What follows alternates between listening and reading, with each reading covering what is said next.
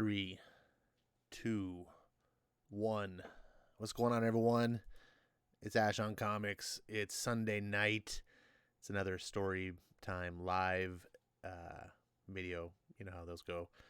And my name's Ash, and you guys are you guys.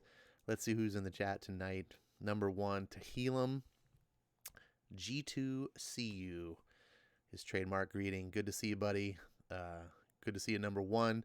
Dane comes in second, and Nalo gets the bronze medal. Jimmy, you failed, buddy. You didn't even make the top three. It's good to see you, buddy. Lord is in the house. Says hi, everyone. FF2, good to see you. Skip is here. What's up, Skip? And who else is here? No Eric Breen. Man, Eric Breen used to be one of my most dedicated regulars. Now he barely ever comes to see me. I'm so sad.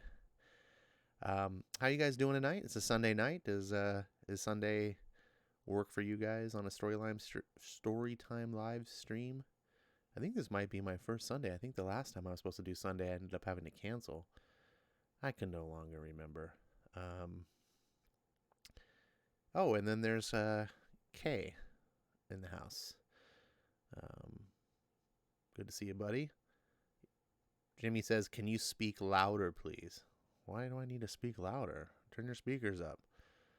This is the same volume settings that I'm always running. I guess I can raise my volume a little bit, but it's right at the volume peaks. I don't want to do it too much louder, blow anyone else out. Man, what a day!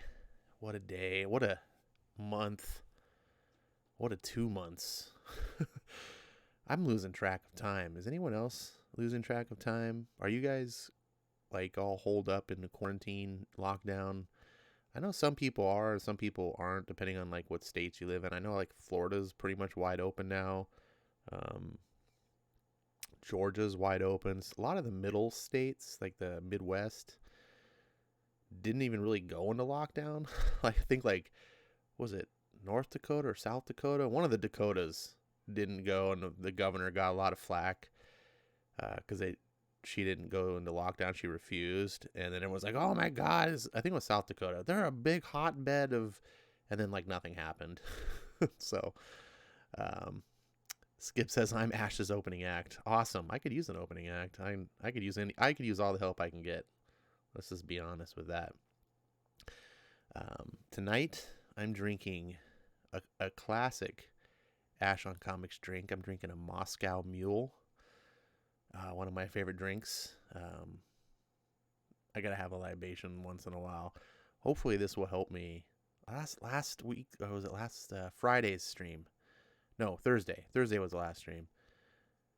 Man, I bungled that up. I've been bouncing around in my head this whole time, and I gotta tell you, it's from being on this side of the fence. It's like public speaking. It's and I was just actually talking to my roommate about this because he was like hanging out downstairs where I'm at and doing this, and I'm like, yeah, I gotta start my stream soon. He's like, cool, I'll be quiet. And I was like, wait, you're gonna hang out? And I was like, dude, like, it's like I'm not used to doing this in front of a live audience, which is weird because you guys are a live audience. But I tried to explain to him, and it was like public speaking, like when you just have, when I'm just shouting out to the internet. It's you guys are there, but you're not here, if that makes sense. But actually having a live audience this is how it works for me. It makes you not second guess, but it makes you be self-aware of what you're saying. The way that I do this, the way that I stream live or talk is I've practiced over doing videos of doing what is I guess called a stream of conscience, where you just sort of stop thinking about what you're saying and you just say what's on your mind. And as your mind is thinking about it, you just put it into words and you just spit it out over a mic. And that allows you to continue talking without going, and then, let's see, which is something I had a really big problem with on my early videos. And I just tried to practice a lot and listen to other people explain like the idea of doing stream of conscious and how professional radio talk show hosts, do their shows. And I tried to listen, I tried to emulate and do the best that I could. But when you have a live audience, when you know there's someone here like listening to you, some people it doesn't bother. Some people have no problem public speaking, whatever, what have you. But it just makes me think about what I'm saying. It makes me self-aware, and it prevents me from going into that zone, which I feel is what I do. And then I'm starting to like, wait, and I'm stuttering. And if you really pay close attention, I've done this in the past where my roommate's kind of been in the room or whatever as I'm doing it, and you guys don't know because I'm keeping them on mute or something. I'm talking, and I'm doing my best to disguise it, but if you notice me just like start stuttering and I'm just not flowing correctly or just bumbling over my words and messing up, it's because I've got that other thing on my mind, and you just start stumbling. At least that's me. Like I said, other people may not have a problem with it. I haven't worked that out yet, which is one of the big reasons I do these streams late at night. So it's a lot to do with me having privacy to do the streams, but also the noise factor, right? If there's other people awake in the house and doing stuff, because I'm not by myself, it's difficult. My mic is sensitive. I mean, my dog can't even walk by without making a bunch of noise and everyone hearing it. But people seem to be endeared with the dog, so no one cares about that. Skip says Moscow Mule in a copper cup, one of my faves. I don't have a copper cup. I have a stainless steel Takea brand, one of those those vacuum sealed steel cups that will like keep your drink cold for 24 hours. It's nice, they're kind of expensive, but anyways, it's one of those. And so because of that, it's about it's a 30-ounce mug. Well, it's not a mug, but it's like one of like a travel mug things, like, and it's 30 ounces, so it's like twice the size of a real Moscow Mule. So it's quite a bit, but I'm drinking it and I love it.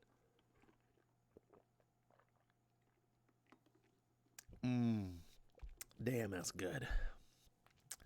It's like what Mother Nature invented ginger ale for. Yeah, a like the copper cup would be good. This would be great for tonight's stream because it will keep the ice from melting, which would normally just completely water down the drink. And, but if you're going to sit and drink it within like 15-20 minutes, you don't have a problem. If you're going to do it over an hour and a half, that makes a big deal. Eric Breen is in the house. Breen. Was that a good enough greeting for you, Eric? Good to see you, my friend. We were just talking about you, or rather, I was just talking about you. And I was having a little bit of a pity party that you weren't here. But now you are here, so I feel better about it. Skip says, don't forget to hit the like button, everyone.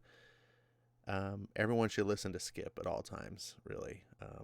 I'm not going to argue with that.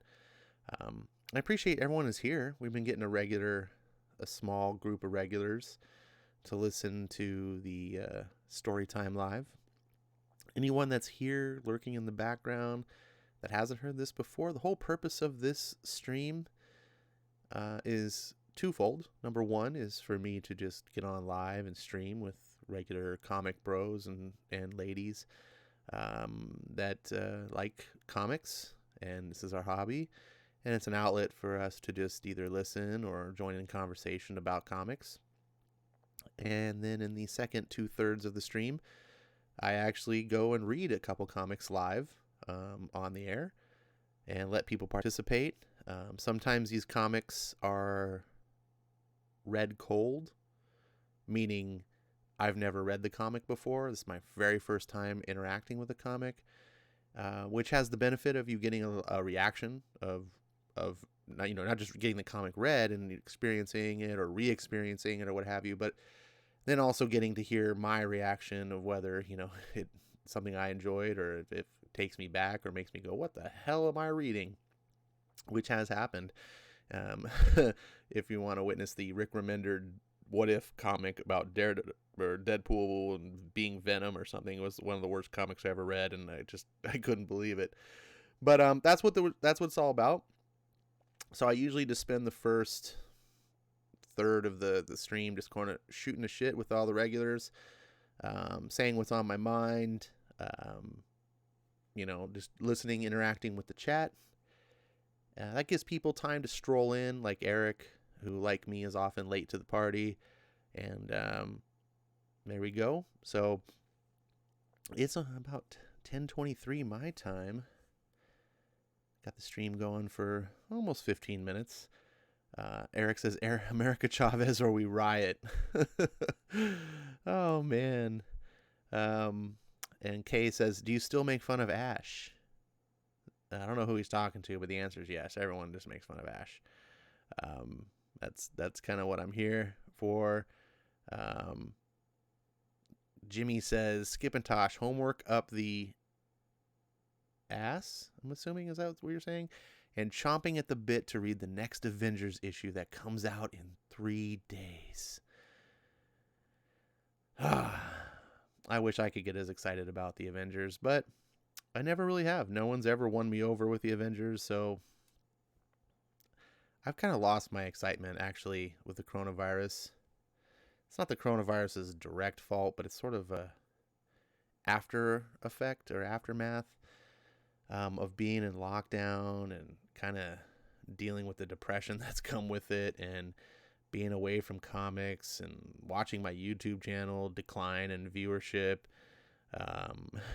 not being and I'm just like, all the negative things that have come around that coincide with it, and and then hearing about how both DC and Marvel are planning to come back after the coronavirus, both having different strategies of what they're doing, and both of them just seeming terrible to me.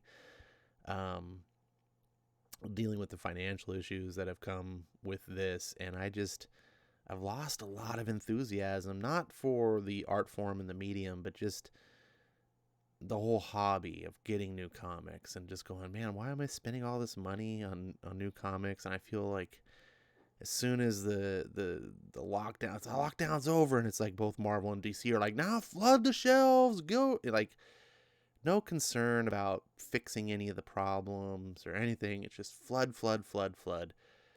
And it really disincentivizes me to want to support them in any way. So I might be buying quite a bit less comics once they start picking up comics again. There's a couple, ironically, the Marvel comics that I buy don't have to do with any of Marvel's obscene strategies that piss me off.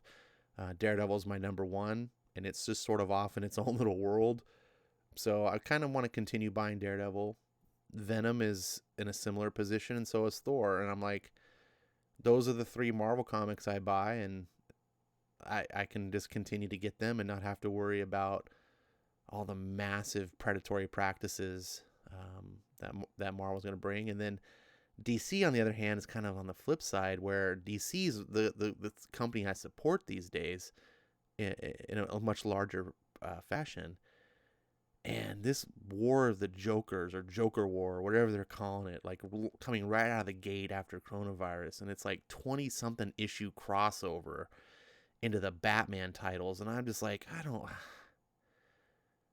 want anything to do with this. Like, I was supporting James Tynion, and he's writing decent Batman comic. It's fun.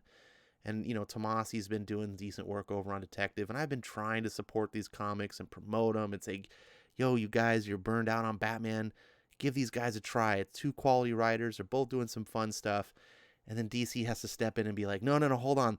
It's not enough to be good. By the way, we're revoking that promise to go back to monthly titles again.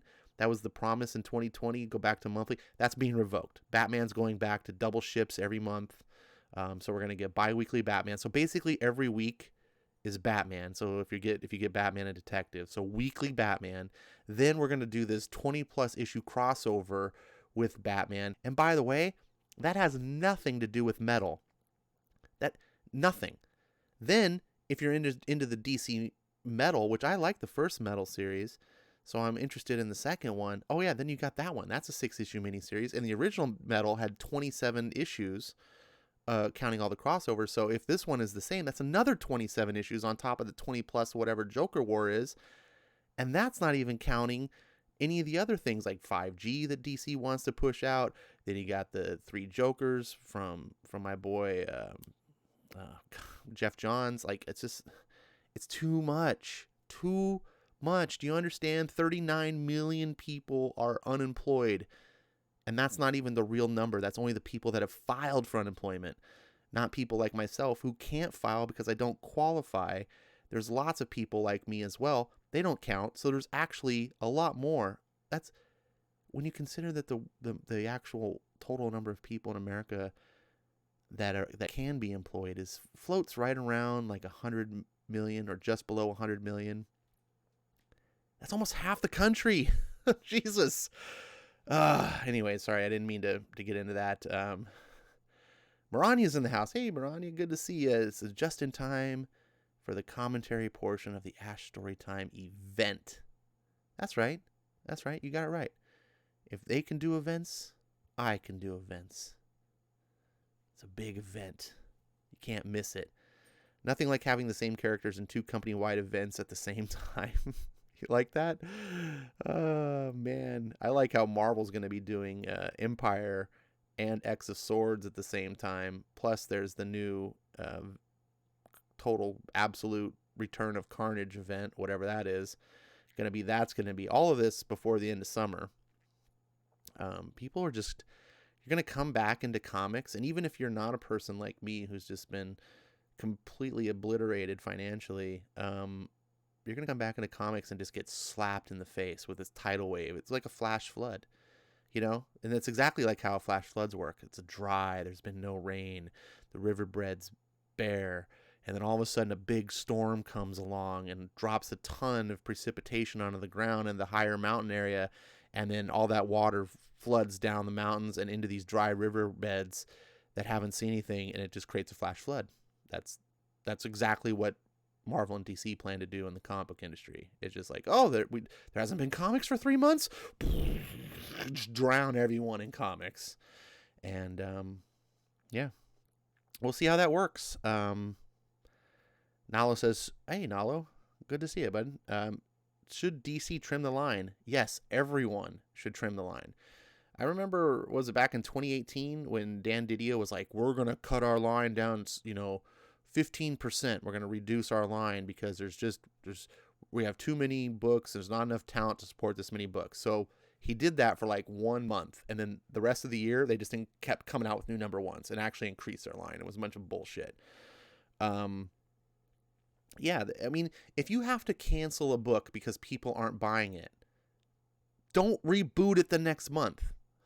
Why is DC canceling Harley Quinn when it's just going to get rebooted? They've already announcing the reboot. It's frustrating me, and I don't buy Harley Quinn. I don't have any interest in Harley Quinn, but I do have an interest in DC Universe being well-founded and managed correctly and not predatory towards fans. And so even the books that I don't like, when they're terribly predatory towards the fans, it drives me nuts. And Nerdette's New Shack is in the Nerdette's Nerd Shack. That's it. Nerd Shack. I always get that wrong. She's in the house, and she says bi-weekly is better. Wrong. What do you know, nerd? No, monthly. Comics should be monthly.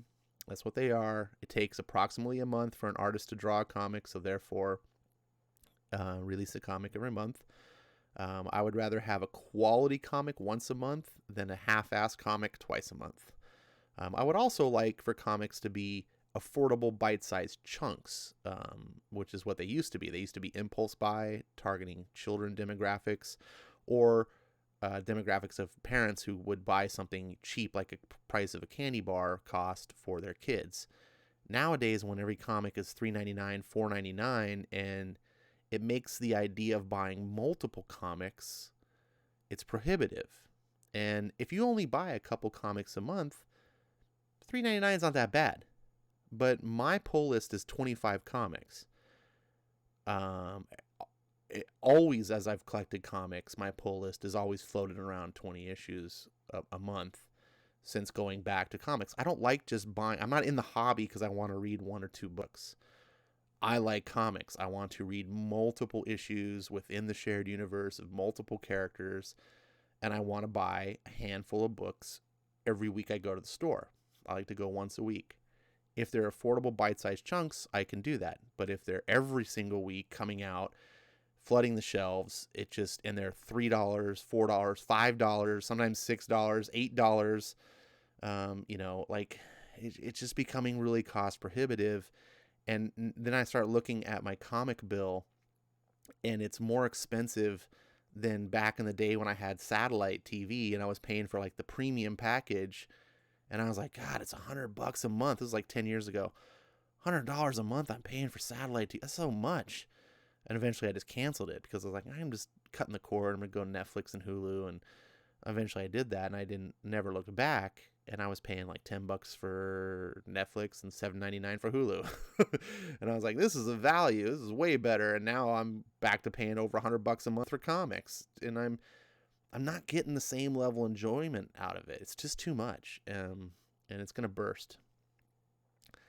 Nala says, Ash, I don't agree with your take. I've been dying for comics. Well, that's fine. I readily admit that my take is a personal take. There's lots of people like you, Nalo, that are dying for the comics. And there's lots of people who did not financially get affected by the coronavirus. So what I'm noticing in society is that the people who didn't get affected seem to be completely oblivious to the people who did. They're just like, what do you mean other people are negatively? What do you mean that their life can't just restart like everyone? So I'm happy for you. I'm glad that things are going well, that you're stable and you're looking to buy lots of comics. I'm not, and I'm not liking the pressure of having to keep up with, the books that I buy. And I was committing to the DC books, like staying with Batman and stuff, because the promise of we're going to monthly. And I was like, great. So I can buy the same books that I always bought, but they're only going to come out half as often, meaning once a month rather than twice a month, which means I don't have to cut Batman or Detective Comics or anything. That my monthly budget will already be cut in half for me by releasing it less often. That's great, and I can still continue enjoy to have the pull that I'm doing. And now it's being reversed. Now it's like, no, we're actually going back to bi-weekly shipping. Plus, we're gonna have all these spin-off books, and people come to me and say, Ash, well, if you don't like it, just don't buy them. Well, that just defeats the purpose. Obviously, I buy comics because I like comics, because I like the hobby. I want to enjoy them. That's just stupid to be like, here's something you want, just now don't buy the things you want. That just frustrates me. And I don't pay money to be frustrated. But again, I'm only expressing to you what's going on in my life. I'm not here to try to sway you in your life and change your mind. If you love comics and you're happy the way they are, go keep buying them. By all means, they need you. Marani says, I want monthly comics that are worth the money and not 1/6 of the watered down story that'll go straight to the trade. That's a lot of them, unfortunately. But, I think I've gotten my pull list down to the point where the books that I do buy that are on my pull list are all worth the money. I will honestly say, like, they're all quality books. Now I'm to the point of, are you just exploiting me by releasing them twice a month? Or in the case of Marvel, like, if you're buying Empire, if you're like, yeah, the Empire event interests me, it's now a weekly comic. You have to buy it every single week. You're doubling someone's budget, right? Instead of saying, okay, $20 a month to buy into Empire, you have to pay now $40 a month. And some people don't bat an eye to that. Some people are like, oh, I don't care, $40 a month, that's nothing. Well, great for you. But yeah, that's just kind of my issue now. And for me, I'm just a guy of principles. When people do things that make me, I don't know, that just conflict with my principles, it just gets under my skin, and then I'm just like, I don't want anything to do with it. But I do love comics genuinely. So, and I like you guys. I like talking about comics. And so, speaking of comics, we we do have some comics. And today, let's see if we can get to them. On the screen, Comixology is where I do my thing. They're having a big sale. I like to point out discounts and sales to people because I like to share deals so people can enjoy. They're having a big deal on Captain America stuff. Now, Lord knows that there's a ton of crap Captain America, but there's some good Captain America, including here. Look at this. 4 volumes of Ed Brubaker, Steve McNiven. Here's Brubaker and Alan Davis. Oh, there's Brubaker and Patch. Yay, Patch. Brubaker and Steve Epting. 4 volumes of Captain America. Look at this. $2.50 a pop for a whole trade paperback for less than the price of a comic book. That's what I'm talking about. And this is another thing. I like reading comics, and I look at stuff like this and go, I can pay $2.50 for this and get, how many issues are in this? Probably not a lot. Probably 4 issues. Let me see. 5 issues of Captain America by Steve McNiven doing the art. Look at this. Let's click on this and let's see what the art looks like inside. Look at this. This is back when Marvel actually paid for artists. Look at this. Steve McNiven art on Captain America. And Steve McNiven's not even like the best artist. Steve McNiven in the early 90s, late 80s would have been considered okay.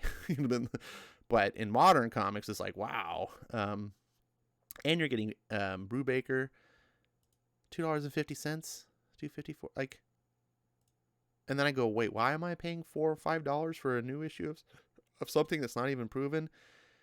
It's just, it's really hard. So, but anyways, I wanted to share that deal with you. There's some other stuff in here too.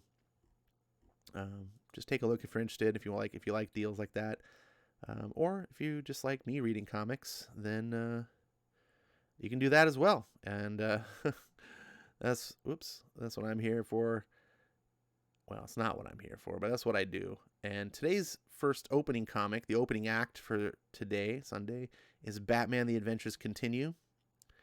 I don't know if Nerdette stuck around. I know she's a huge Batman fan. She likes Batman. So this one you would probably enjoy, Nerdette. Look at the sweet ass Sean Gordon Murphy cover. Nice. I wish he did the whole art. I wish Burnett and Dini wrote the story and Murphy did all the interior. That would be super sweet. But we can only dream. We'll go ahead and start off with a comic. I won't continue boring you too much. Well, any further. This is Mentors Part 2. If you don't recall what happened in the last issue, Deathstroke has shown up. And he's trying to weasel his way into the Bat family. And he's got some ulterior motives. And we're not quite sure what they are yet. This... For those of you that aren't aware, if it's not plainly obvious, this is the spiritual successor to the Batman animated series that was helmed by Paul Dini. And was it Burnett that also was doing it? I can't remember if Burnett was involved. I know Paul Dini was. But this book is meant to be like, hey, the Batman animated series, we're going to continue those stories. Hence the name, The Adventures Continue. So this is that universe. And we're getting to see characters now in that universe that never appeared in the animated series. If I'm correct, I do not believe Deadpool ever appeared in the cartoon. But we're getting to see him here. And so I am going to go ahead and get started. Enjoy. I'm double checking the screen to make sure I can see. Looks like it is available. You guys can all see. This time I'm not foobarring it. And here we go. Mentors, Part 2. Batman, The Adventures Continue, Chapter 4. Alan Burnett, Paul Dini writers, artist Ty Templeton. It's not fair, Alfred. We had a hot tip on the whereabouts of the Wonderland gang tonight, and Batman played the curfew card. It is a school night, Master Tim. He's zipping along his little... Is it a bat scooter if Robin's riding it, or is it a Robin scooter? I don't know. I don't know how that works. Well, hello. I beg your pardon. Coming right home, Alfred. Promise. See ya. Bye. Oh, yeah. He bought that. Still, Mr. Awesome's got my attention, and I owe it to the others to find out what he's up to. Meanwhile, at the entomology pavilion. Is there really a pavilion for entomology? What? Is there a thing for that? You see Deathstroke on the roof.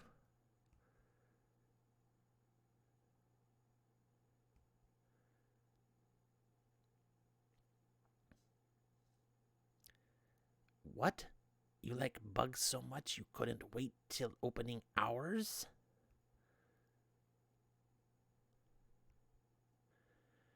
Congratulations. Oh, sorry, wrong voice again. Congratulations.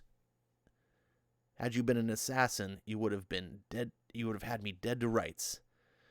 Though in the future, you may want to lead with a weapon instead of a wisecrack. If you're serious about defeating an enemy, of course. We're enemies now? Allies. You've inserted yourself into my business here, so you're under my protection tonight. Here? In the bug lab? Which at present is the nest of one very deadly insect. Firefly. You know him? Can't say I've had the pleasure. Heard all about him from Batman. Garfield Lynns, pyrotechnics expert turned superstalker when he wouldn't take no from his pop star ex-girlfriend. Oh man, these villains never learn. No means no. No means no. Hashtag me too. He went pyromerc for hire after that, setting fires for the highest bidder.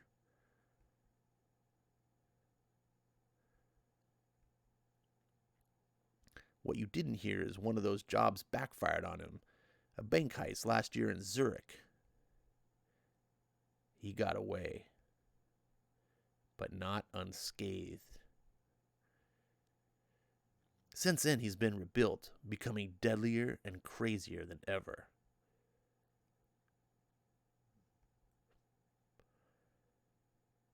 I suppose you've told Batman where you are. Not exactly. I'm not waiting around. Who asked you to? I can do backup. I wouldn't have it any other way. What makes you so sure that Firefly knows we're here? Reason 1. Every time Lynn takes a job, he shows up early in the target city to swipe exotic bugs from the local zoos and museums. He's a passionate insect collector, obsessed with them, actually. Creepy reason 2? Hear that low, rising humming? Zzz. Too faint to be an alarm. What? Oh, that's reason 2. Move. Zzz. It's Asian murder hornets. Run! Wait, are they? Yeah, they're murder. Is it murder wasps or murder hornets?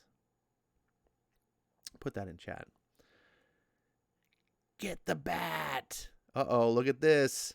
Hey, Quirks, look who showed up, buddy. Your favorite boy. Oh, no, that's not your favorite boy. I mistook him real quick. I thought it was the penguin for a sec. It's not. Sorry, false alarm. Calm down, Jimmy. Calm down. Hey!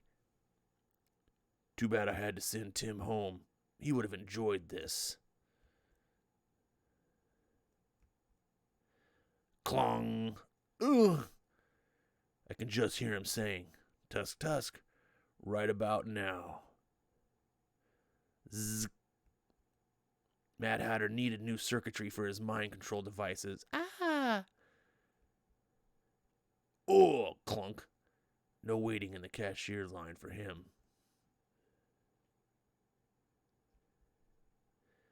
It's over, Hatter. Only for you, Batman. Don't you ever tire of these mindless trips down the rabbit hole? Crash. Remember what the Red Queen told Alice, Jervis. It takes all the running you can do to stay in the same place.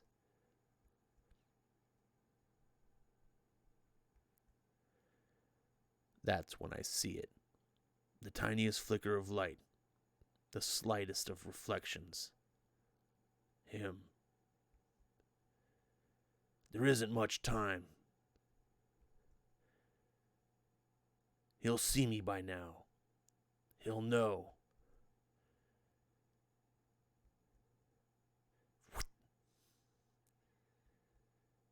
I have maybe 30 seconds to ascend 30 stories.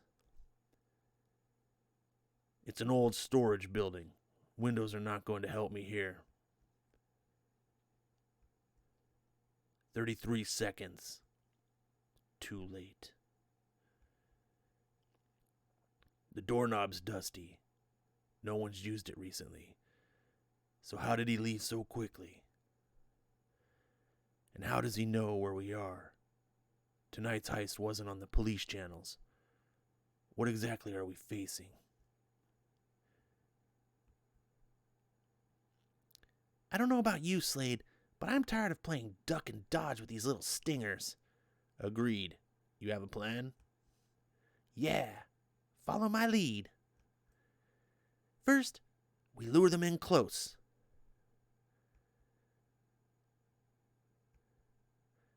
Bag 'em. Blast 'em. The foam makes them too heavy to fly. Not bad. Though you might consider a more permanent solution when facing as deadly a menace as the Asian giant hornet. Oh, I was right. It's not the murder hornet, though. It's not the murder hornet. That's a new thing. I'll remember that.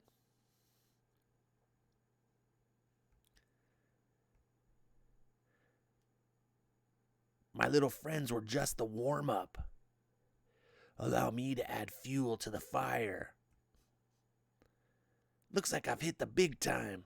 I've got Interpol so shaken they've hired the great Deathstroke to snuff me out. Ka-ting! Over here, hot stuff. Oh, it's wrong voice. See, this is I hate when you don't know. Let's try again. Rewind. Bloop, bloop, bloop. Over here, hot stuff. What is this? Take a kid to work day? That's a good one. Whoa.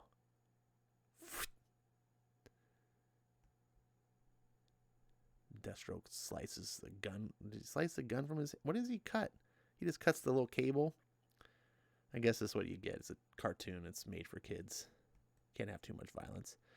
Whoosh, as the flamethrower gun. What do you call that piece of the flamethrower? It goes flying towards Robin. Still spurting flames. Without his gun, he's an iceberg. Careful, he's more than he seems. Let the kid learn for himself. Call it his baptism of fire. Oh, this is new. Whoosh, as Firefly breathes fire. Never seen him do that before. Next, burnt to a crisp. Oh, God. Oh, why? I was enjoying myself. This was fun. This is how you do Batman for kids. And then you get to this shit. What the flippity flop effing... Oh, man. I was going to do a roast on this. But I got to give a shout out to my boy, Zach, Comics Matter or whatever. The guy who does a way bigger channel than me. That kind of inspired me to do YouTube videos. He did a multiple video roast on this book where he kind of goes through the comic and reads it. And it is pure gold. Like, this is one of the things that Zach, I think, does best. If you remember, like, how he did his America series, he's doing it here. This book is so ridiculously horrendous and awful. It is on America Chavez levels. It could be DC's national treasure, especially if it were actually a comic book and not one of these little young adult graphic novels. This is so ridiculously bad. All right, what should we rate this book? I enjoyed it. It wasn't anything. It's probably my least favorite of the Batman adventures continue, but it's fun. Meanwhile, while you guys are thinking, I'm going to catch up with the chat here. Eric says 18 in chat. Eric is getting popular. Yeah, I'm a straw, remember? Dragon Majesty is in the house. Hey, buddy, good to see you. Says throw a like or hit the like button. I think you should listen to Dragon Majesty. He tends to know what he's talking about.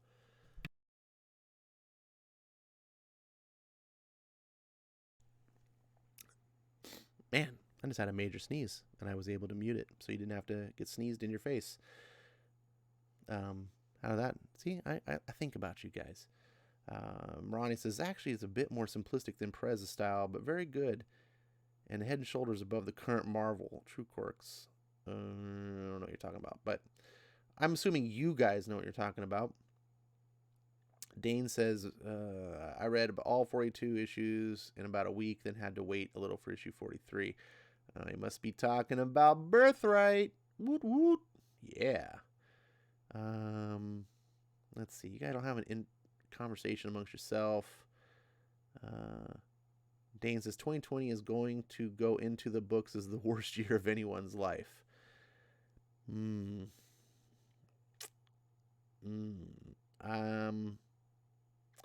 As bad as 2020 is, I can honestly say it's not as bad as 2017 was for me. 2017 was the worst year of my life, but we won't go into that. Skip says, right when you thought 2018 was a jerk.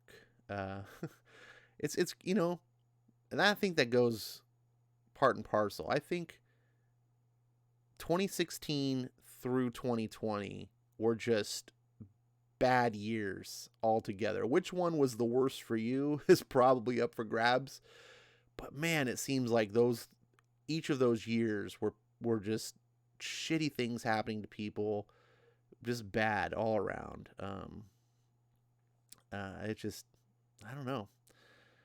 2017 was my year. Apparently Skip didn't have a very happy 2018. Let's see. Eric says he's doing a little bit better. It's good to hear about that. Let's see.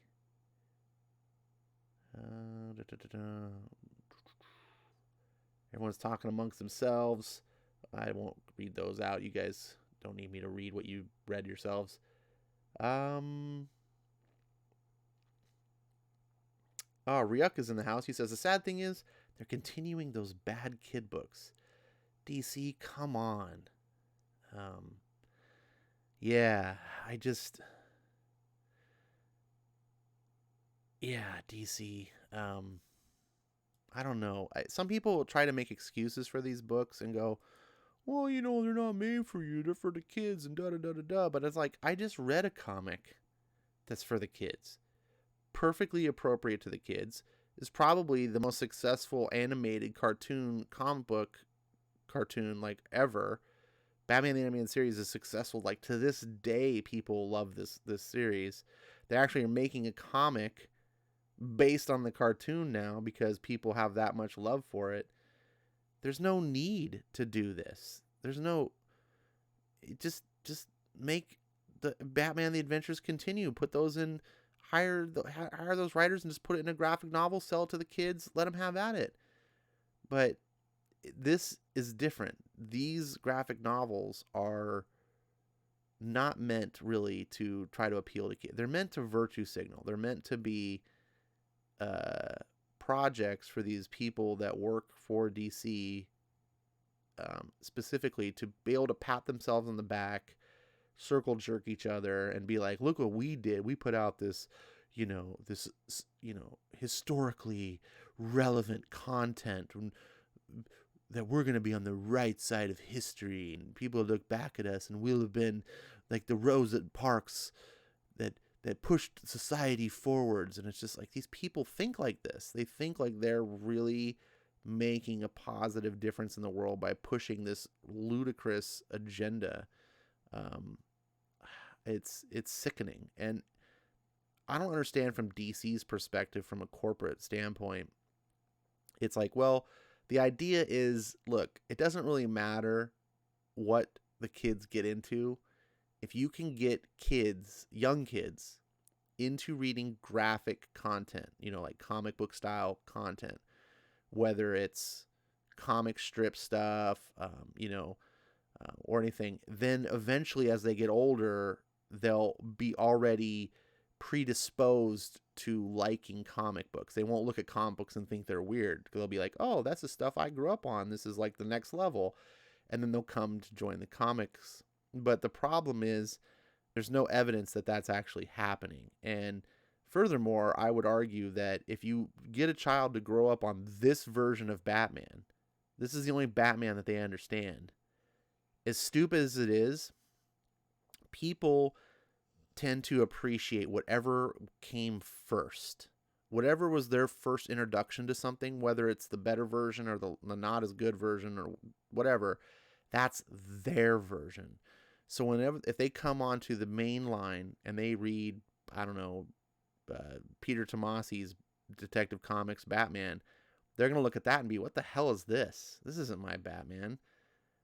Even if it's written better or what have you, it's an alien version of the property that they grew accustomed to. And it automatically creates a negative feeling, and you're working uphill. It's just stupid to do this. You're really messing up your brand. It's kind of like raising your kids on Taco Bell and then all of a sudden introducing them one day later on when they're teenagers to like authentic Mexican food and expecting them to be like, oh yeah, this is the bomb. They're going to be like, what the fuck is this crap? I want my Taco Bell, because that's what they're accustomed to. Anyways, I don't know where that came out. Let's see.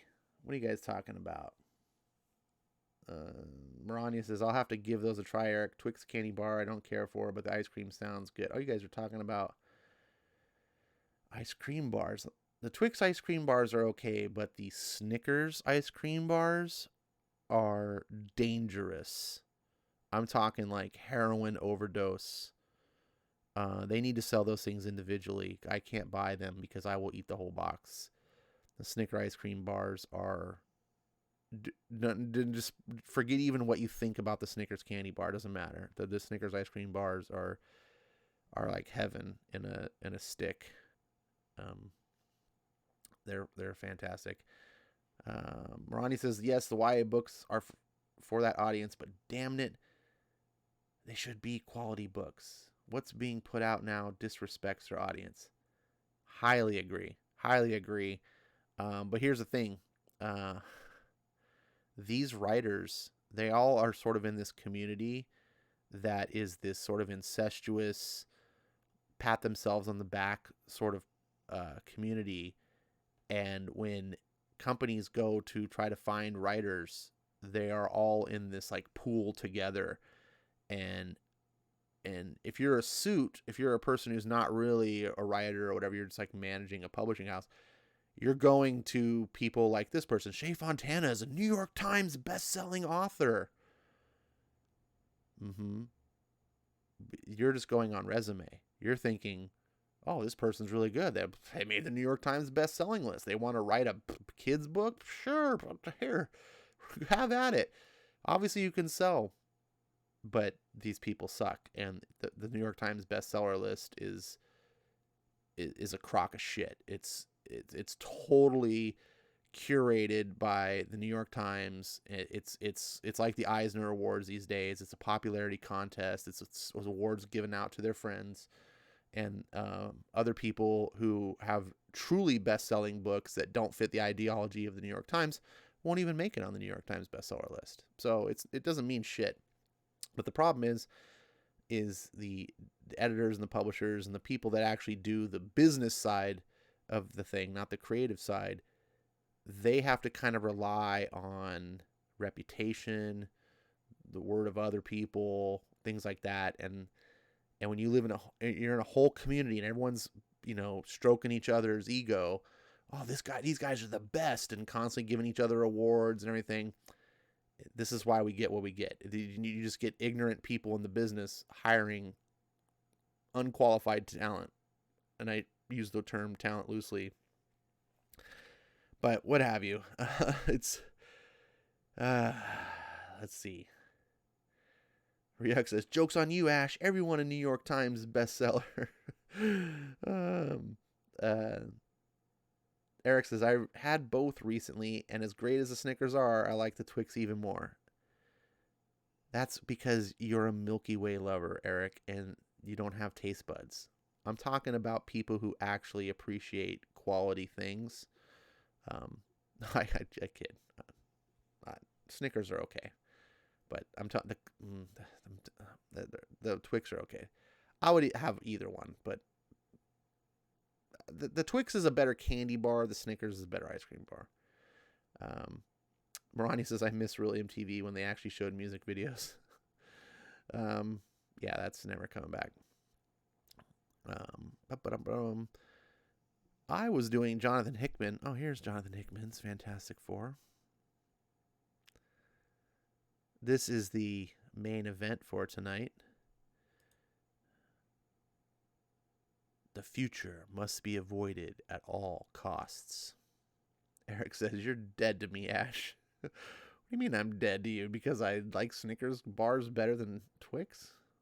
See, that's the Milky Way poisoning your brain, man. I'm trying to look out for you. Friends don't let friends eat Milky Ways. Actually, if they made a Milky Way ice cream bar, I would probably have that.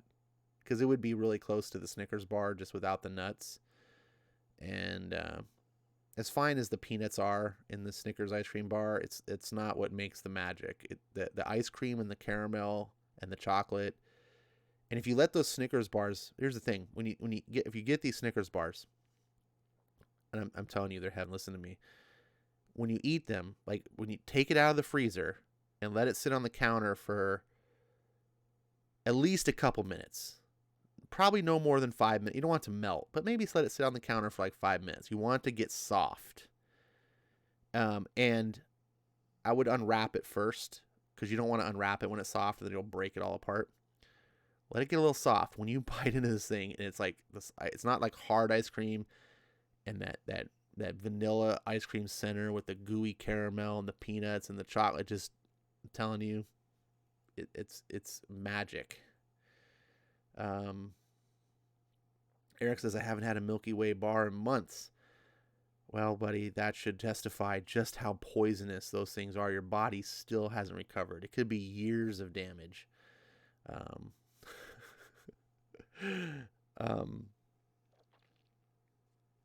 Jimmy says, "They do have a Milky Way ice cream bar. It's called a Milky Way plus a freezer." Oh, Jimmy.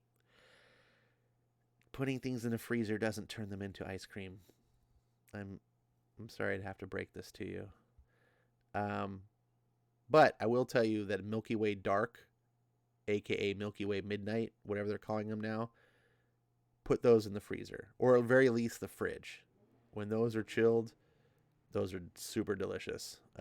Eric says, "Still dead." Oh, man. Doug Johnson, how you doing, my friend?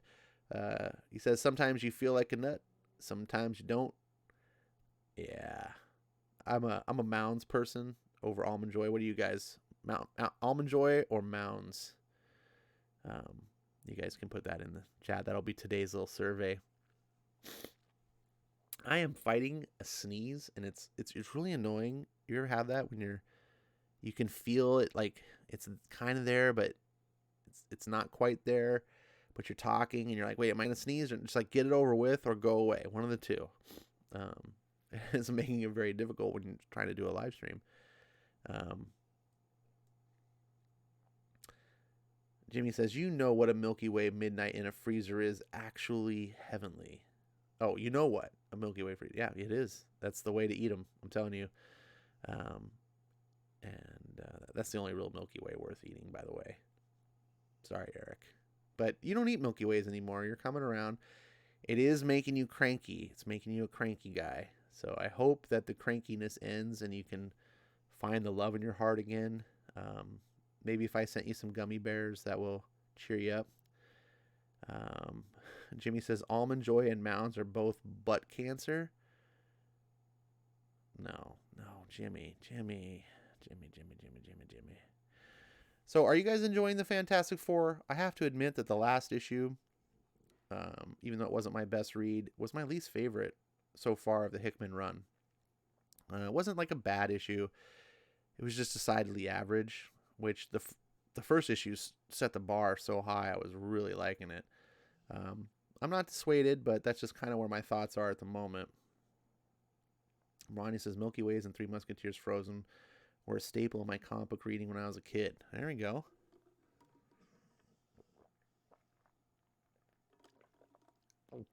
I used to be a big fan of both of those candy bars when I was a kid. Milky Way and Three Musketeers. I just kind of grew out of them. There's a lot of candy bars actually as a kid that I used to love that. I mean, I can still eat a Milky Way and I can still eat a Three Musketeers. But man, I remember distinctively loving whatchamacallits. And I had a whatchamacallit later as an adult, and I was like, what the hell is this? I thought I remember this being good. What the hell? Same with Rocky Road candy bars. I don't even know if they still make Rocky Roads, but I remember loving those as a kid. And then later on, I was like, what the hell is this? Ronnie says neither. Coconut is the Bendis of candy bars. Nasty and unneeded. Wow. Holy crap. Wow. I genuinely don't think I want coconut in candy bars. I'm not clamoring for any candy bars to have coconut in them, but I like Mounds. Dark chocolate and the coconut, it's good.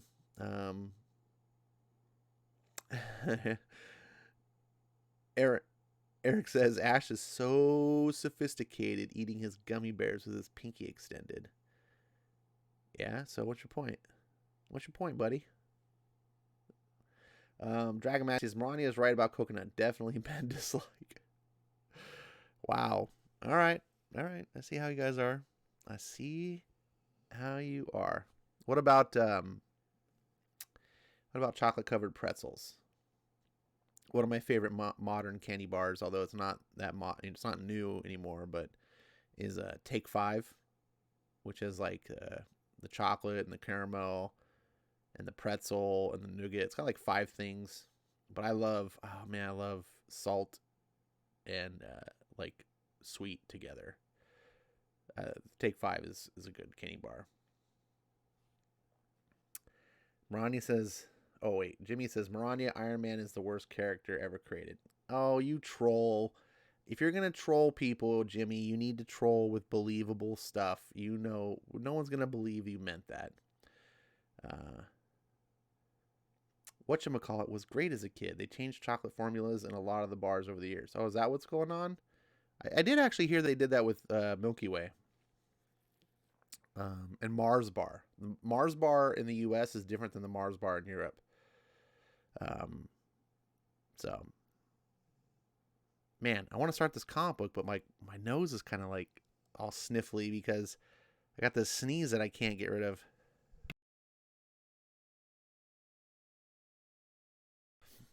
Damn it.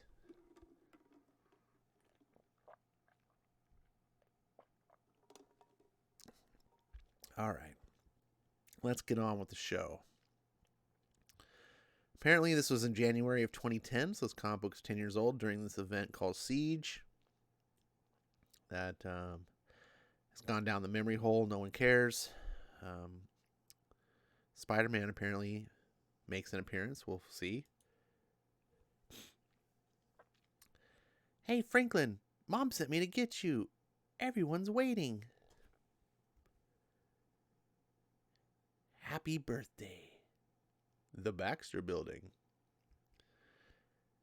Did you finish it? Uh-huh. Got it right here. You're sure it's going to work and not screw up or anything? You'll be happy. Awesome. Hey, no one's here. Surprise! That's scary. What the? Jesus. Happy birthday, retard. Oh, damn, Hickman. He just had Valerie say the R word. She just called someone a retard in a Marvel comic. Oh, man. Hashtag cancel Hickman. Sorry, I don't actually care. I like the word retard, but whoo, you can't do that, Hickman. At least not today. You could before 2016 when Trump derangement syndrome infected half the populace. But nowadays, you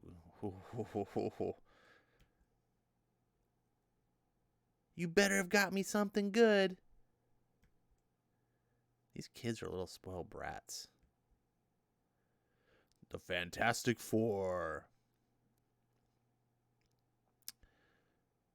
A team and a family of adventurers, explorers, and imaginauts. The Fantastic Four lead lives both ordinary and extraordinary.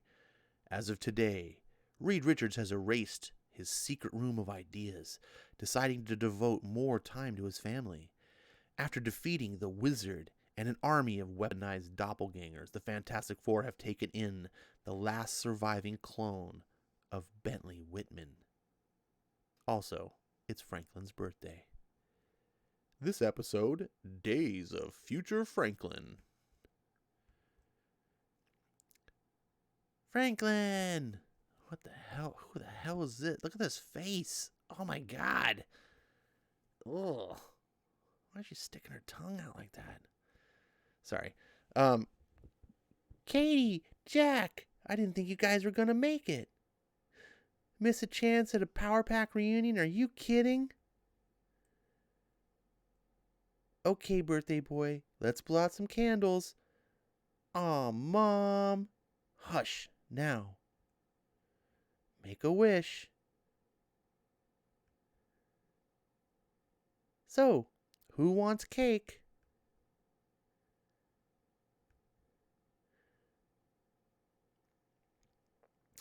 Hello, Alex. How are your parents doing? They're good, Dr. Richards. Thanks for asking, and thank you for having us out. Of course, my pleasure. When did you three arrive in the city? We flew in last night. Katie and Jack were pretty excited. They barely slept. I can tell. They look exhausted. Okay. So, how was school? Boring, frustrating. Coming from a 19-year-old who should be preparing to do postgraduate work, that's not surprising. It's tough being that gifted sometimes. If you don't mind me asking, what's next? Honestly, Dr. Richards, I have no idea. Why do you ask? I've got a special project coming up. How would you feel about coming to work with me?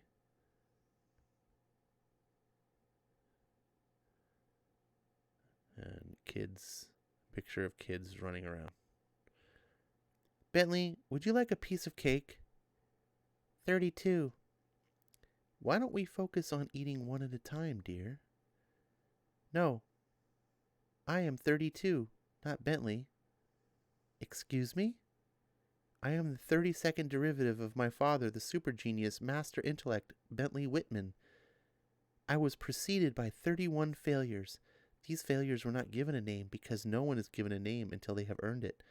As I have yet to earn my name, I don't have one. I hope to one day be worthy of his name, and if I did, that would make me an anomaly. An anomaly is something special. Being special, I would therefore be worthy of a name. Until then, 32 wants the corner piece. Enjoy your cake, Bentley. Hey, everybody, pay attention. We got a special guest this year. Everybody put your hands together and give a warm Baxter Building welcome to the spectacular Spider-Man. That's not Spider-Man. Huh? That's funny.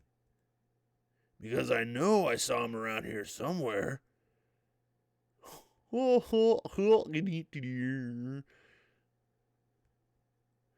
There's Spider-Man. Oh, this is just ridiculous. Couldn't he just walk in the door? He couldn't just enter the room like everyone else? Plenty of people here that could make a dramatic entrance. You don't see me on fire, flying around. Look at me, look at me. I hate that guy. Well, hello there, Spidey. Benjamin, thanks for the lift. So, I heard there was a birthday boy around here somewhere. Anyone in the general vicinity fit that description? Me, it's me. Cool. So, you want to go for a ride?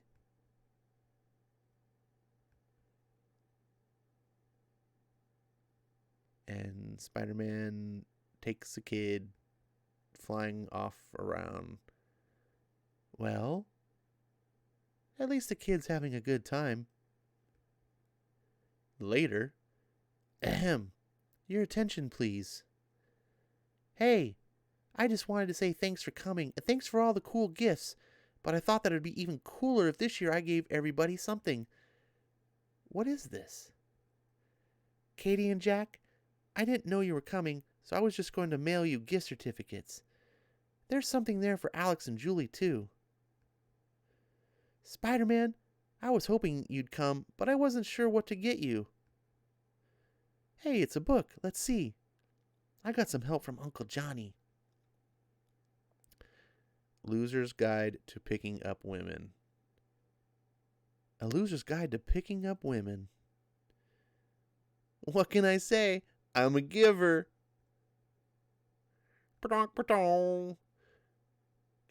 Key?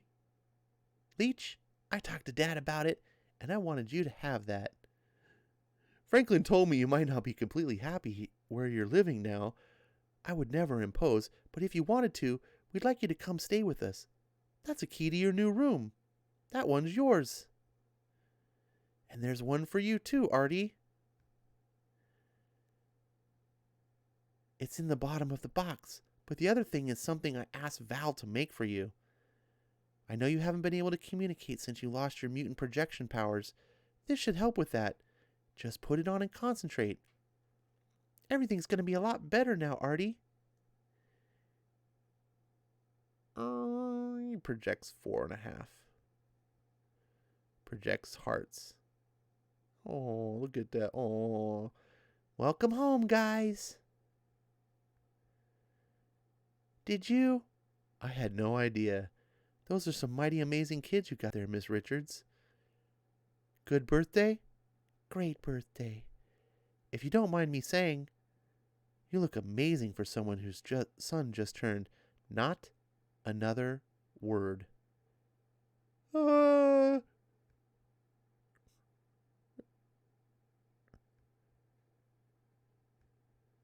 Later. That's a big panel. Timequake, condition red.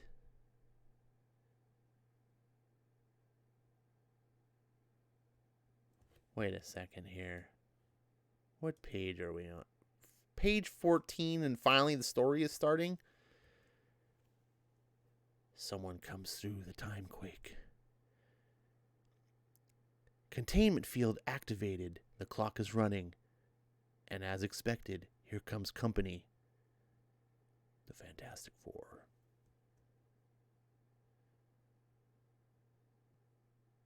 Did he put up a shield? There's some kind of barrier blocking our way. Ugh, it goes into the wall. And I can't burn my way in. It's impenetrable. Nothing's getting through. Oh, God. What's going on? No.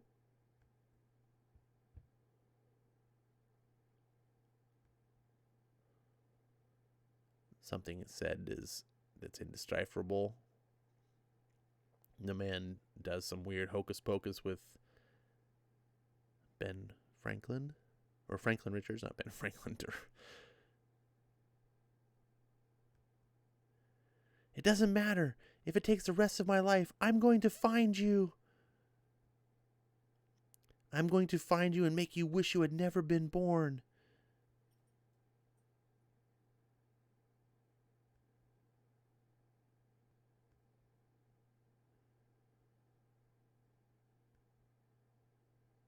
It's all right.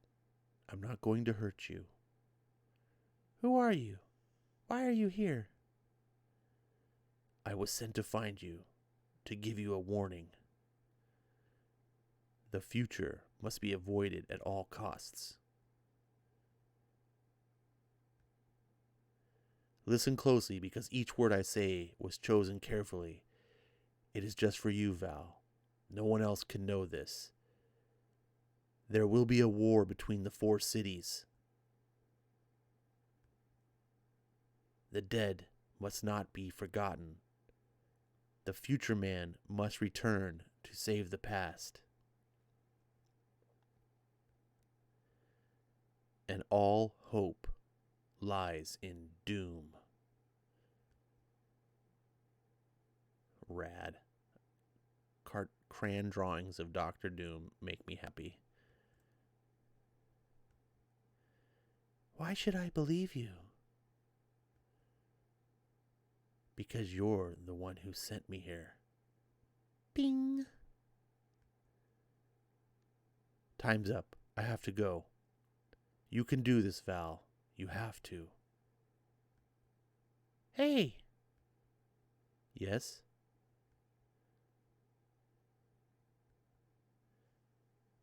Happy birthday, retard. Shit-eating grin. Val! He disappears right in the nick of time. What happened? Are you okay? I'm fine, Daddy. Everything's fine. Later. They're finally in bed. So let's hear it. I checked the building logs, camera footage, and the backups as well. Nothing's there. It's like it didn't happen. Are the kids okay?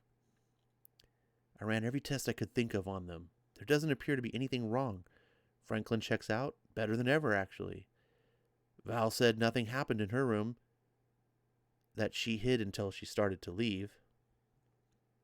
We got lucky.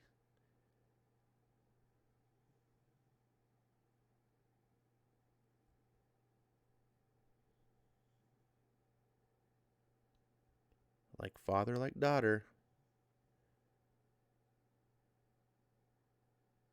And even later that evening.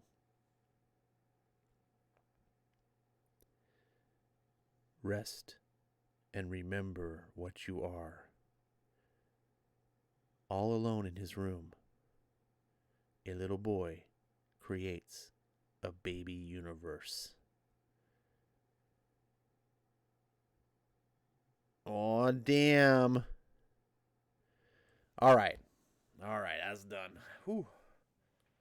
That was some good stuff and some bad stuff. This book reminded me of the modern Hickman that I'm familiar with, who writes a bunch of pages of fluff in order to have a couple pages of reveal. Now, the reveal was pretty cool. I like the fact that future Franklin comes back and basically undoes whatever the thing that was keeping Franklin Richards from accessing his powers. I'm assuming something that Reed did, some inhibitor device, so Franklin Richards couldn't access his powers. But we all know Franklin Richards is one of the most powerful beings in the universe. So his future self who seems to also be really sane and really in control of his powers, came back and appears, based on what I just interpreted, to have undone whatever was inhibiting young Franklin. But 14 pages of nonsense birthday party fluff, super decompression, and trying to write the sitcom stuff that, sadly to say, I think Bendis does better than Hickman. It's just, that's not Hickman's forte. And this was the same stuff that I ran into in his New Mutants books, where it's just like, dude, this is not what you should be doing. This is not your strength. Your strength is the highbrow, cerebral science fiction, questioning your reality, what's real, what is the meaning of life, that sort of stuff. Like, amazing. Hoxpox, first two issues of this series that started, that's what he's strong at. But he starts going into these territories where it's like, I'm just gonna write a silly family thing, and it's just like, it was just all over the place. And the art didn't help either, that it was terrible art. Let's see what you guys thought. Hey, Melissa's in the house. She says, hello, Ash. Hello, Melissa. Let's see. Scroll up a little bit. Marani says, Valeria looks like a shrunken-faced stereotypical Karen. You're not wrong. Marani says, yikes, Franklin's eyes are off and really pace. Yeah, that's going to go right in line with my comment about the art. It is just, this issue was not good.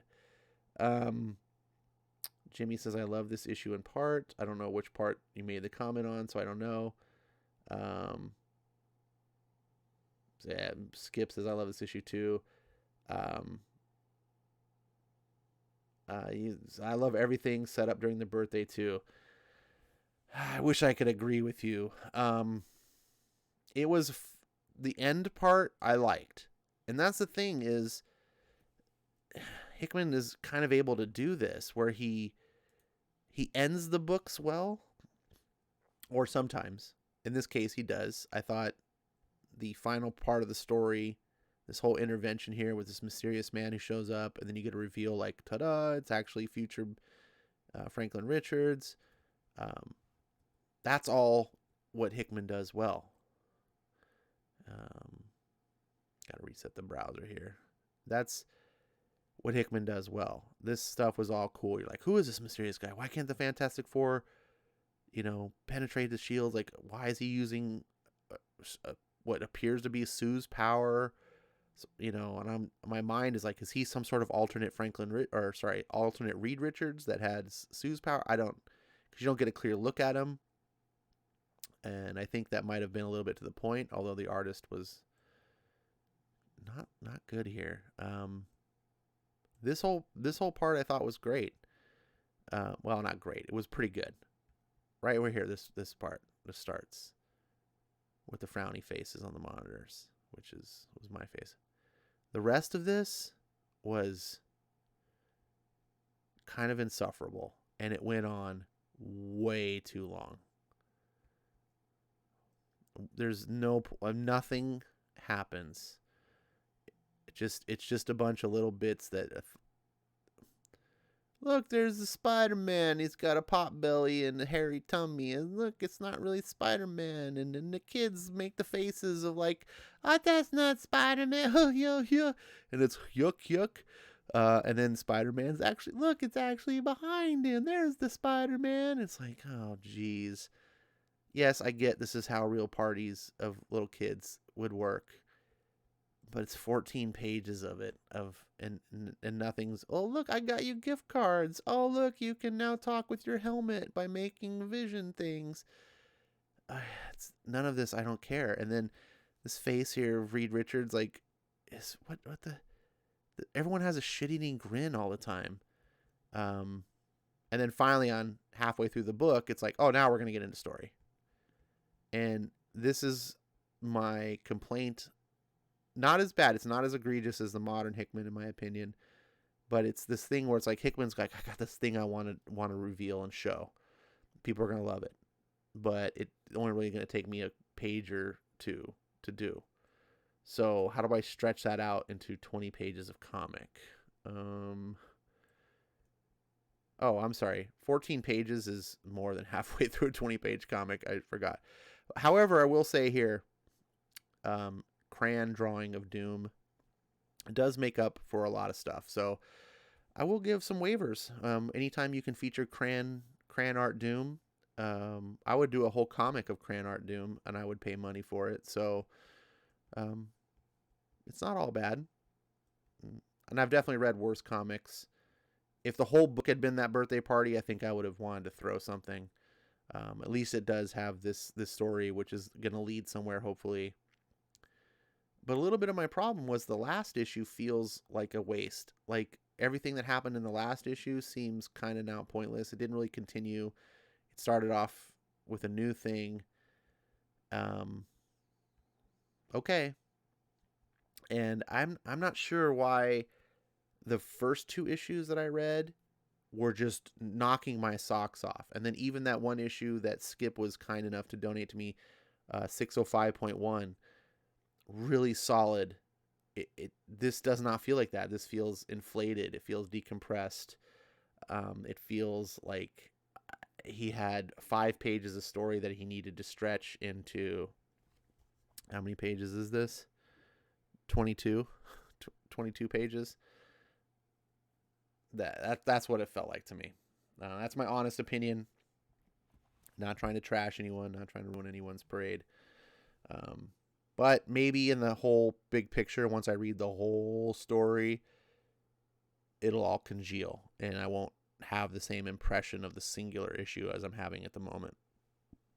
But right now, that's what I'm doing. I'm treating this as a single comic that I just read because I'm not binging this. I'm reading them cold, every couple of days. And it gets that feel of reading just a comic book, like waiting in between. Let's see. Do do do do do do do boom boom boom boom boom boom. Jimmy says it's not fluff. It's called character development. No, it's called fluff. There was not a single ounce of character development anywhere to be found in those pages. That's not what character development is. Seeing characters just do sitcom stuff is not development. Character development is characters actually experiencing encounters and having it actually alter their worldview in some way or affecting them and showing us, the audience, how it affects them, thereby developing in some way or form. Sometimes developing can be negative, sometimes it can be positive, but it has an effect and causes change to the character. That had nothing. Nothing happened to any of the characters.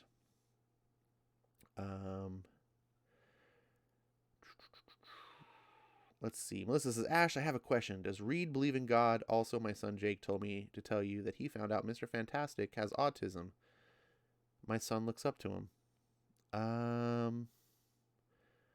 I'm not aware that Mr. Fantastic has autism. I don't recall that ever being explained anywhere, nor do I see that portrayed in the comic books. I'm not sure if that's accurate, but I am not the expert on Mr. Fantastic. Valeria might have autism. That I would believe. The way she's written sometimes actually makes me feel like she could have Asperger's. But maybe that's the case. And Valeria is actually supposed to be smarter than Reed Richards. So I don't know. I don't actually know the answer to that. So, and also as far as him believing in God, I don't know.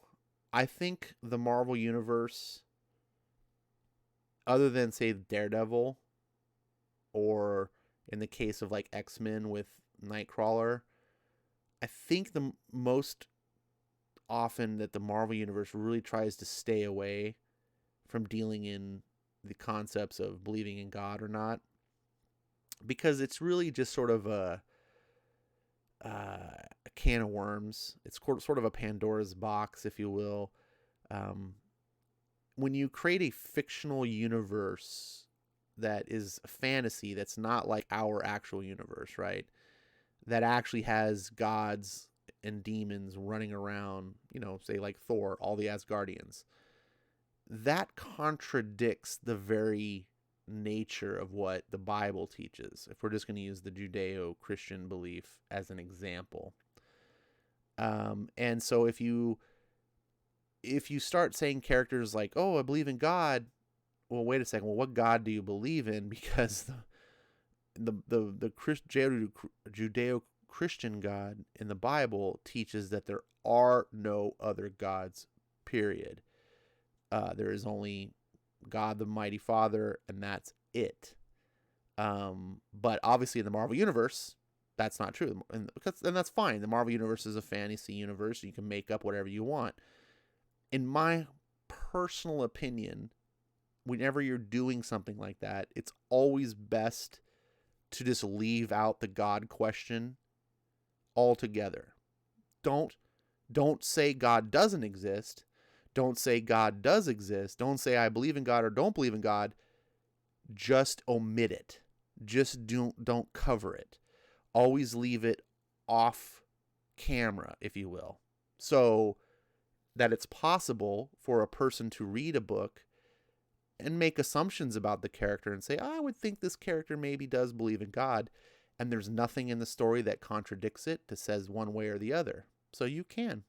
I think the big mistake is recently when DC made a public statement through someone at DC. It said something about Batman not believing in God, and it was like, just don't ever say that. Just, you do that, you're just opening a can of worms. Just let the characters go on and don't address it. Just, that way someone who wants to feel that the character believes in God, they can read into it if they want. And if someone says, I don't want that to be a part of the story, then nothing's forcing them to see it. It's kind of how I feel about sexuality, sometimes politics. Some of these things are just best left not even addressed. It's not important to the story. Now, there are some character exceptions, like I talked about, Daredevil, for one, and Nightcrawler. Both of these characters' core personality, their story, their character, are rooted in religious faith.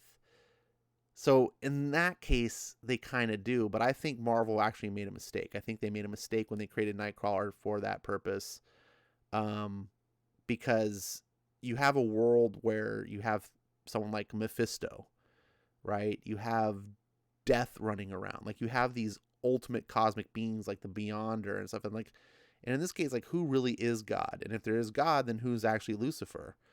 Is Lucifer running around?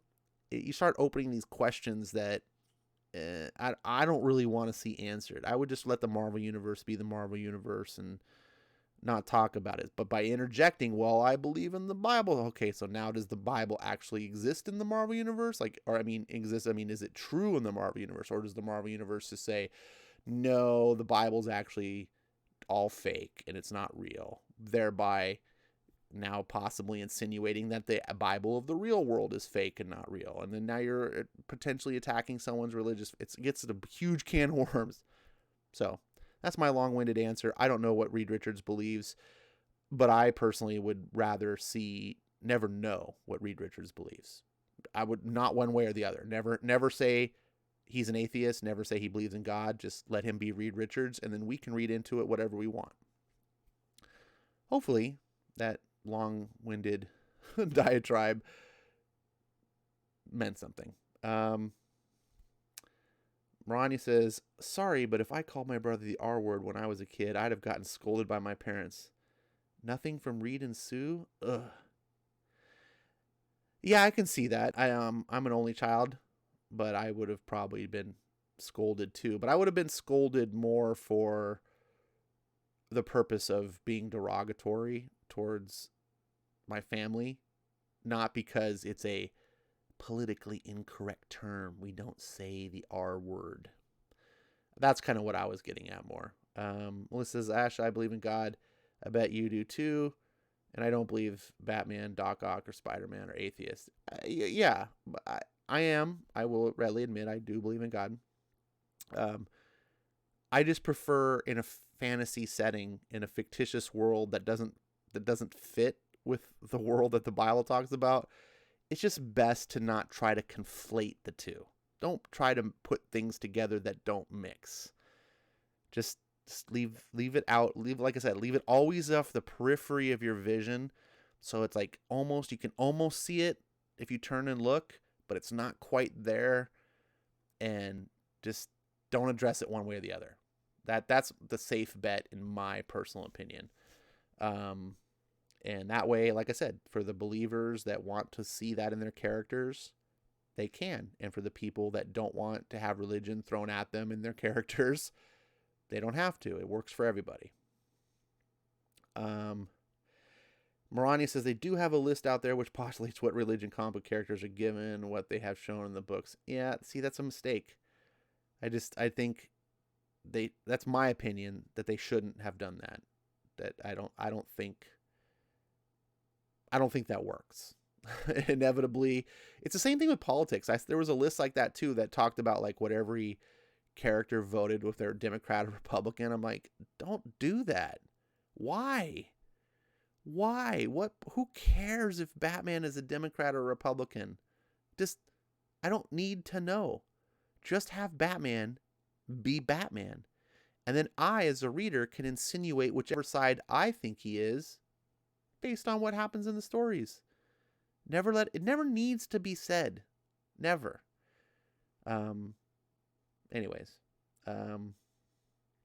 Melissa says Jack Kirby, Joe Simon, Martin Goodman, Stan Lee, and Steve Ditko, and the writers are Marvel's god. Yeah, in some ways. I think Jack Kirby was actually physically written into the Marvel Universe, or his image, as a god being, as the metaphor, if you will, for God. Doug says Conan believes in Crom. Yes, Conan, we should remember, is not a Marvel character. But true, that's a deal. Thor himself is a god.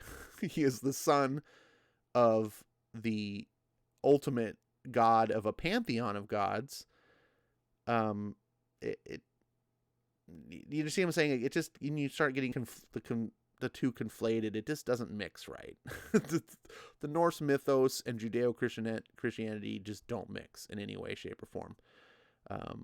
So that was Fantastic Four. I hope you guys enjoyed it. I think despite my bitching about the beginnings of the book, I think I liked it more than the last issue. I don't know if I feel like my mood was a little off last video we did, but this, even though the art in this was really bad too, I do like kind of where it's going. Plus, Cran Doom. You can't go wrong with Cran Doom. Am I right? Am I the only one who thinks this? I hope I'm not the only one. Skip says he loved it. It's one of his favorite issues. Well, maybe you'll be able to explain to me what made it so awesome for you, and next time we're at a vocal voice chat. I would definitely like to hear some perspectives. Maybe I'm missing something. Like I said, this is a cold read, and it wouldn't be the first time that something went over my head. I didn't quite see something the way I'm supposed to see it. But the first two issues of this series were bomb. Like, just the pacing, the concepts, the spectacle, the art. I'm trying to be as objective as possible. The first two issues just dominate this issue in terms of a quality comic, in my opinion. Those first two issues were spectacular. But that's my opinion, and I'm willing to hear things. Like, I want to get more out of my books, so I like to hear different perspectives. This is going to wrap up the stream. It's been pretty long. I appreciate everyone making it through this far. All hope lies in Doom. As a super Doom fan, I do have to admit that I like that being in the book. Like, there were cool things. I mean, Cran Doom is awesome. All hope lies in Doom is a great line. but those two things don't make an entire comic, if you get what I'm saying. Um, let's see. I thought you loved the issue with him choosing his family and his dad telling him to be a better brother and father and husband. I did like that issue. Wasn't that the second issue? Or was that the third? I don't even know how many issues I've read so far. Maybe I'm miscounting the issues. Have I read 5 issues? Wait. I think I've read 5 issues. Okay, if I've read 5 issues, then the first 3 are the ones I like. Whatever the ones issue, how many issues I read before these 2 issues. So, we're solid. I liked every issue. I've liked every issue so far, but the last 2 were the weaker ones, is what I'm trying to say. Melissa says, Happy Memorial Day, Ash. And then bye. Take care, Melissa. Happy Memorial Day to you as well. Skip says, no, that was the 4th issue. I think that was only the 4th issue because I interjected 605.1. And so that's not a real issue. But that would be if you count that one as well. But regardless, we can go back and look. Anyone can see. I think I cleared that up. I'm taking off. I'm so happy that you guys stuck with me. Hopefully everyone enjoyed the comic more than me, because that means you're a bigger winner than me. And I'm looking forward to the next issue. I'm looking forward to seeing what All Hope Lies in Doom means. I'm looking forward to Hickman doing less fluff and more like the first 3 or 4 issues, however many it was. And I'm looking forward to whatever I'm going to find for my opening act comic on Tuesday. So I don't know what it's going to be yet. So I got some research to do, find something clever. Everyone have a good night. And I will see you